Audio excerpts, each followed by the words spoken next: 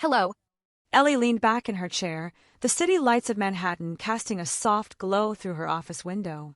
It had been another long day at the marketing firm, filled with client meetings and endless revisions, but her mind was elsewhere. Specifically on Oliver. It had been 2 months since they met.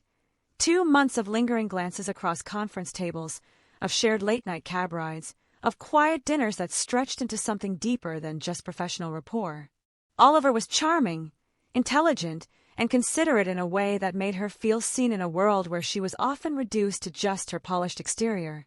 He made her laugh, and more than that, he made her want to let her guard down, something she hadn't done in a long time. Tonight, as she gathered her things and stepped into the elevator, she checked her phone. A message from Oliver blinked on the screen.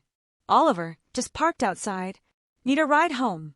A smile tugged at the corner of her lips. He always did this, offering her a ride, finding excuses to spend more time together. She knew where this was leading, where he wanted it to lead. And she had led it, slowly, deliberately. She stepped out of the building and spotted his car instantly. A sleek black Audi, understated yet elegant, much like him. She slid into the passenger seat, the scent of leather and his cologne enveloping her. "Long day?" he asked, his voice smooth, familiar. "You have no idea," she sighed, kicking off her heels as she stretched her legs. "Tell me you have dinner plans that involve something other than takeout at my apartment." He chuckled, pulling into the evening traffic. "Actually, I was thinking of taking you somewhere special. A little place by the river. Quiet, intimate." Ellie turned to him, arching an eyebrow. "That sounds suspiciously like a date." Oliver smirked, but didn't look away from the road. "It's whatever you want it to be." And that was the thing about Oliver. He never pushed, never asked for more than she was willing to give. He was patient, almost too patient, as if he was waiting for her to make the next move. As they drove, the conversation flowed effortlessly, work, life, a little teasing back and forth. It was easy with Oliver. Maybe too easy. She should have been wary, should have questioned why she was allowing herself to be drawn into something that had the potential to get complicated. But she didn't. Not yet.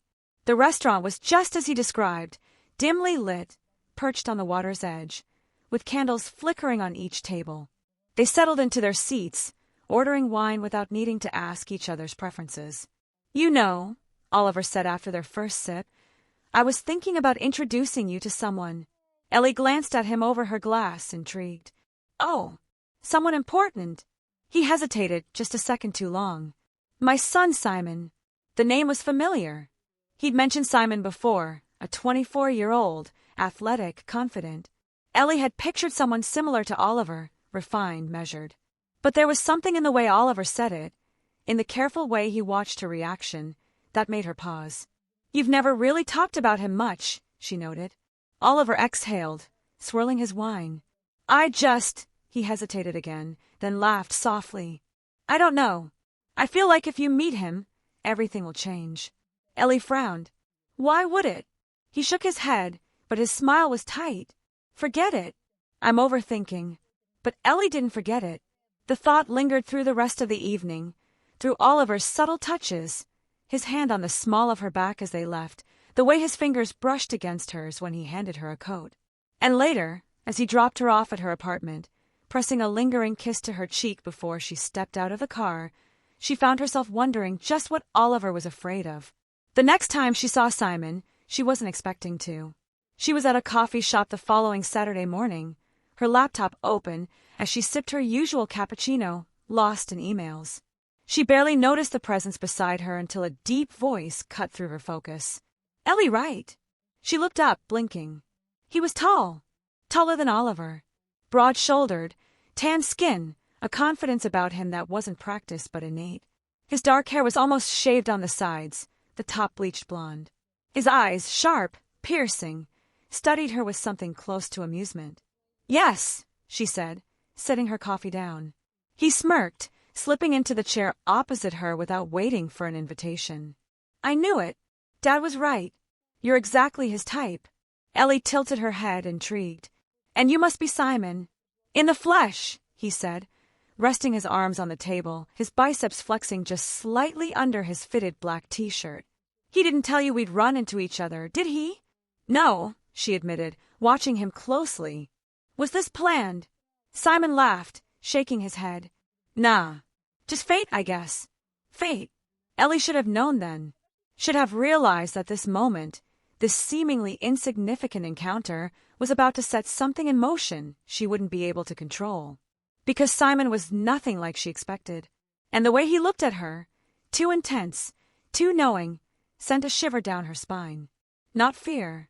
Something else entirely. I had barely taken a sip of my cappuccino when a deep, teasing voice cut through my thoughts. So, does my dad know you're out here looking like that? I looked up, startled, and met Simon's gaze.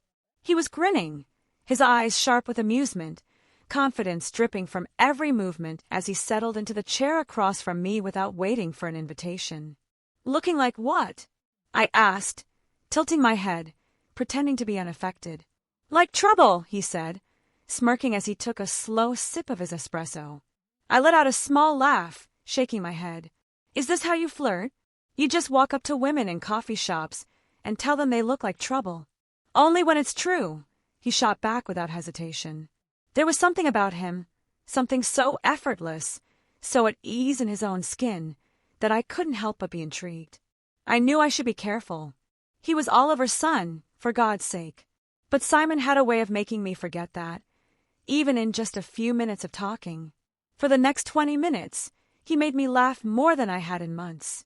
His jokes were quick, sometimes bordering on cocky, but never in an arrogant way. He was playful, magnetic, and the way he looked at me, like I was something worth studying, made my stomach tighten in ways I didn't want to acknowledge. Finishing his coffee, he pushed back his chair and stood, stretching his arms above his head. Maybe I'll see you again sometime, gorgeous, he said with a grin before walking out. I sat there, frozen for a moment, my heart thudding unreasonably hard. Gorgeous. It was such a simple word, yet hearing it from him, from someone so young, so full of life, sent a strange thrill through me. That night, I barely slept. His voice, his smirk, the way he leaned in just a little too close, it was all replaying in my mind, over and over. It was ridiculous. I was a grown woman. I was dating his father. And yet, I turned onto my side, pressing my face into my pillow, unable to shake him from my thoughts. Monday evening, as I stepped out of my office, exhausted and ready to head home, a familiar voice stopped me in my tracks. Ellie! I turned, and there it was, a sleek graphite-colored Tesla pulling up to the curb. The window rolled down, and Simon was sitting behind the wheel, looking at me with that same easy confidence, like he had all the time in the world. Come quickly, he said. I'll take you there. I frowned. Take me where? He grinned. Does it matter? Come on, live a little. I hesitated for half a second before shaking my head, laughing at myself, and slipping into the passenger seat. The car shot forward, the city blurring past us as he weaved through traffic with an ease that should have scared me, but instead, it made me feel something else entirely. The quiet hum of the Tesla barely registered over the pounding of my heart. Simon lowered the window, letting the cool night air rush in, and suddenly threw his head back, shouting yoo-hoo-ha. I gasped, then burst into laughter. Are you crazy? Maybe, he yelled over the wind. When was the last time you had fun like this? I looked down, my fingers playing with the hem of my sleeve, before murmuring, probably never. Simon glanced at me, and for a second, something changed in his expression. The teasing faded just slightly, replaced by something softer. Well, we gotta fix that. I wasn't sure how it had happened, but somehow we ended up at my apartment. 1 minute we were driving, the next, Simon was tossing his jacket onto my couch like he had been here 1,000 times before. Do you always let strange men into your home? He teased, watching me from across the room. Only the ones who drive Teslas. I shot back. He laughed, and something in my chest tightened. I needed a second to breathe, to collect myself. I'll be right back, I said, disappearing into my bedroom. I had just pulled my shirt over my head when the door creaked open behind me. Wow, Simon's voice came from the doorway. I spun around, my cheeks heating instantly. Simon, those are some shapes, he continued, his gaze running over me without a single hint of apology. Better than my new Tesla. I'm thrilled. Get out, I said, grabbing the nearest thing, a pillow from my bed, and tossing it at him. He dodged easily, laughing. Relax, I'm just admiring the scenery. You should take compliments better, Ellie. I turned away, flustered, yanking a sweater over my head. By the time I looked back, he was already in the kitchen, rummaging through my fridge. Come on, he called, holding up a beer. Let's drink. Or don't you drink beer? I crossed my arms, pretending to be annoyed but failing. I do. Then let's go, he said, grabbing another bottle and heading toward the door. The park was nearly empty, the sky painted in soft shades of pink and orange as the sun dipped lower. We sat on the grass, our shoulders almost touching. I took a sip of my beer, letting the coolness settle in my chest, watching the sky shift into twilight. You know, Simon said suddenly, his voice quieter now, I get why my dad likes you. I turned to him, feeling something shift inside me. Oh, you're different, he said simply. Not like the others. I looked down at the bottle in my hands, unsure of how to respond. Then he reached out, his fingers brushing against my hair, tucking a loose strand behind my ear. The touch sent a shiver through me and I stiffened. Simon, you always get this look, he murmured, tilting his head slightly. Like you're about to run. I swallowed hard. Maybe I should. But you won't, he said. And he was right. His hand lingered near my face, his thumb grazing my cheek lightly. The air felt too thick, too charged, like time was stretching out longer than it should. And then, without thinking, without giving myself time to stop it, I closed the space between us. The kiss was slow, hesitant at first, but then something inside me cracked open. Simon's hand slid into my hair, pulling me closer, deepening the kiss, and I melted into him. It was reckless. It was a mistake. And yet, as the last light of the sun disappeared beyond the horizon, I couldn't bring myself to care. I had convinced myself that I could forget it, that I could push it away, lock it somewhere deep inside, and never let it surface again. I was good at pretending. I had spent weeks meeting Oliver as if nothing had changed, laughing at his stories, letting him brush my hair back with that affectionate ease he had. I told myself that the way my pulse spiked whenever Simon's name was mentioned was meaningless. I had never met him. I had never seen him. At least, that was the lie I lived by. And then Oliver walked into my office with him. I was in the middle of reviewing a campaign proposal when I heard the knock. My assistant barely had time to announce Oliver's arrival before he pushed the door open, his presence filling the room with that warm, familiar energy. But then, there he was, Simon, smirking, like this was all some kind of game. Ellie, Oliver said, smiling as he gestured between us. I realized I never actually introduced you two. Simon had some business in the area, so I figured we'd stop by. I stood slowly, forcing my expression into something neutral. My palms felt clammy, my heartbeat thunderous. Simon tilted his head slightly, as if waiting to see how I would react. Then, as if nothing had ever passed between us, he stepped forward and extended a hand. Nice to meet you, Miss Ellie, he said, his voice smooth, teasing. You must be my future mother. I've always dreamed of having such a mother. The room tilted slightly. Oliver laughed, shaking his head. Ignore him. He thinks he's funny. But I barely heard him. My cheeks burned, my fingers curling at my sides as I tried to steady myself. Simon held my gaze, waiting, daring. I swallowed and took his hand, shaking it briefly, formally. It's nice to meet you, Simon. His grip lingered for a second too long before he let go. His smirk deepened. I sat back down, focusing on my laptop screen, even though the words blurred together. Oliver was saying something about dinner plans, about how he was glad we had finally met, but all I could feel was Simon's presence in the room, how his gaze flickered toward me between sentences, how I could still feel the ghost of his touch on my palm. I barely remembered how the conversation ended. By the time they left, I was gripping the edge of my desk, breathing hard.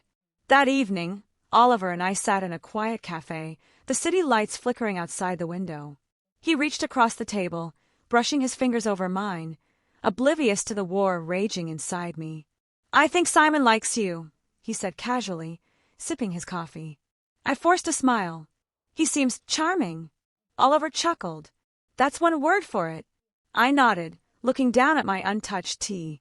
Then my phone vibrated. I didn't even have to check the name to know. My stomach twisted. Slowly, carefully, I glanced at the screen. See, how lucky I am to have such an attractive mother. Maybe we can meet tomorrow evening, Mom? Aha! He'd shot up my spine. I kept my face still. Forced myself to take a slow, measured breath. Oliver was watching me, his expression easy. Unconcerned. Everything okay? He asked. I swallowed, locking my phone. Yeah, just work. And then I took a sip of my tea, pretending the words Simon had just sent weren't searing themselves into my mind. That night, no matter how much I tried, I couldn't push Simon out of my mind. I stared at the ceiling in my dimly lit bedroom, my thoughts circling back to the way he had looked at me in my office, taunting, knowing. The way his fingers had lingered just a second too long when we shook hands. The way his text had sent a jolt of something forbidden through me. I turned onto my side, squeezing my eyes shut. Enough. I told myself I was done playing into whatever this was. I told myself I wasn't going to respond. But by morning, my resolve crumbled. I sat on the edge of my bed, phone in hand, my heart racing as I typed. Me, where are you? A moment passed before the reply came. CO. And here I thought you'd forgotten about me, Mom. I ignored the provocation. Me, do you want to go for a drive? I could almost see his smirk in the way he texted back. See, you sure that's a good idea? Me, just tell me where you are. Half an hour later, Simon slid into the passenger seat of my white BMW, the scent of his cologne filling the space immediately. Nice ride, he mused, running his hand over the leather interior. Oliver treating you well, huh? I ignored the comment, turning the music up loud. A smooth, sultry beat filled the car as I pulled away from the curb. For the next hour, we drove aimlessly through the city. Simon played DJ, choosing songs that made the air between us feel even heavier than it already was. The tension was there, constant, unspoken, humming beneath the surface of every glance, every casual brush of his arm against mine as he adjusted the volume. We weren't talking about it. We didn't need to. At a red light, I glanced at him, his profile sharp under the neon glow of a nearby billboard. He was too young, too reckless, too dangerous. And yet, something about him pulled. I like this, he murmured suddenly. I blinked. Like what? He turned his head, his gaze locking onto mine. The way you look when you're trying not to like me. The light turned green. I looked away, pressing down on the gas pedal harder than necessary. I needed to stop this. I needed control. That's when I came up with a plan. Simon was a game I couldn't afford to play. I had to end this, whatever this was, before it went too far. The next time I saw Oliver, I played my part flawlessly. I leaned into him more, smiled more, talked about the future in a way that I knew would make his heart swell. I told him I loved him, that I wanted a life with him, that I wanted to get married. And just as I expected, Oliver didn't hesitate. His hands cupped my face, his eyes shining with something genuine, something warm. Are you sure? He asked, almost breathless. I nodded, keeping my expression soft, sincere. I've never been more sure of anything. Oliver pulled me into his arms, murmuring how happy I had just made him. And just like that, it was set. Simon wouldn't dare touch me now. He wouldn't even look at me the same way again. But I hadn't accounted for one thing. Simon wasn't the type to take a loss quietly. The moment he heard the news, he shut down. No teasing texts. No smug comments. Nothing. And yet I knew I'd won. Because Oliver had said the words I was waiting for. Move in today. I'll arrange for your things to be delivered. I smiled, my voice syrupy sweet. Are you sure? That's so fast. I don't want to waste another second, Oliver said, kissing my temple. I want to wake up with you. I want you there. And just like that, I was in. That evening, I stood in the grand foyer of Oliver's home, taking in the sight of my carefully placed suitcases. The house was stunning, modern but warm, filled with dark woods and sleek marble, a place that radiated power and wealth. And standing at the top of the staircase, watching me with unreadable eyes, was Simon. His expression was neutral, but there was something else beneath the surface. Something sharp. Something that told me he understood exactly what I was doing. I held his gaze, my lips curling into a soft, knowing smile. His eyes darkened. Oliver kissed my cheek. You're home. Simon let out a low chuckle, shaking his head slightly before disappearing down the hall. Yes, I was home, and Simon and I were about to see a lot more of each other. My plan had worked. Oliver was happy. I was the perfect fiancé, loving, devoted, ready to settle into our life together. And yet, beneath all of it, something far more dangerous was unfolding. A quiet, electric game. Simon and I never talked about it. There was no need. It was in the way we looked at each other when no one was watching, the way our fingers would brush in passing, the way I could feel his eyes on me even when I pretended not to notice. It started the day I pretended to be sick. I had woken up restless, my mind a tangled mess of guilt, thrill, and something even darker, something I didn't want to name. I told Oliver I wasn't feeling well. I sighed dramatically, touching my forehead lightly, making sure I looked just exhausted enough to be believable. He kissed my temple, concerned but helpless. "Get some rest. I'll check on you later." And then he was gone. The moment I heard the front door shut, I remained still, listening. Waiting. I didn't have to wait long. Soft footsteps in the hall. A presence lingering outside my door. Then, Simon appeared. He leaned against the doorframe, arms crossed, watching me. "You're sick, huh?" His voice was teasing, but something in it sent a slow shiver down my spine. I let my lips curl slightly. "Terrible fever." Simon smirked. "Should I take care of you, Mom?" The way he said it made my stomach tighten. He stepped forward, the bed dipping slightly as he sat on the edge. His fingers grazed the sheets, his gaze dark, unreadable. I should have stopped this. Should have sat up, should have drawn a line. I didn't. Simon reached out, brushing a strand of hair from my face. "You're such a good actress," he murmured. "Poor Oliver. Has no idea, does he?" I exhaled softly. "And he never will." His fingers trailed lower, tracing the delicate curve of my collarbone. I felt lightheaded, dizzy from something far more potent than wine. Simon tilted his head. "What do you want, Ellie?" It was the first time he had ever said my name like that. Not teasing, not mocking, just raw, unguarded. I didn't answer. I didn't need to. Instead, I reached for him, pulled him closer, my lips brushing against his in a whisper of a kiss. That was the moment the game truly began. From that day forward, everything changed. We weren't reckless. We were careful, deliberate. A stolen glance when Oliver wasn't looking. Fingers grazing mine as we passed in the hallway. The brush of his knee against mine at the dinner table, hidden beneath the polished wood. And when we were alone, flirting, hushed laughter, breathless moments pressed against walls. A sharp, quiet game neither of us wanted to end. At night, I curled up next to Oliver, listened to him murmur about his meetings, his plans, our future. I smiled, nodded, kissed his jaw, all while replaying the moments I had spent with his son only hours earlier. Simon thrived on it. Every time Oliver kissed me, Simon would watch, his dark eyes glinting with amusement. Every time Oliver pulled me into his arms, I would feel Simon smirk, knowing exactly what we were hiding. No one knew. Not Oliver. Not our friends. No one. I had a young lover at home, one who wasn't supposed to be mine. And it was thrilling, dangerous, inevitable. As long as we played it right, the game would never have to end. Bye.